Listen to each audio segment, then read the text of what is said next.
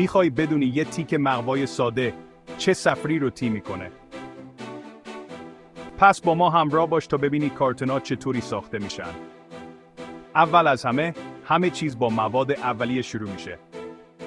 کاغذ، بازیافتی و خمیر چوب با هم مخلوط میشن تا یه دوغاب غلیظ درست بشه. بعد این دوغاب روی ورقه‌های نازک پخش میشه و خشک میشه.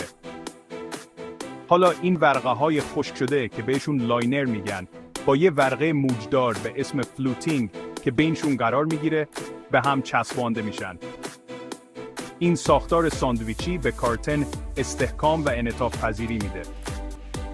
وقتی لایه‌ها به هم چسبیدن، رول‌های بزرگ مقوای موجدار به اندازه‌های دلخواه بریده میشن. خب، حالا وقت چاپه.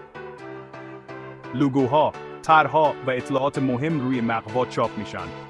چاپگرهای پرسرعت همه چیز رو واضح و پررنگ نشون میدن. بعد از چاپ، نوبت به تاک کردن و چسبوندن میرسه. مقوا به شکل جعبه چیده و درزاش چسبونده میشه. در آخر، کارتن‌ها روی هم چیده میشن، بسته بندی میشن و ارسال میشن.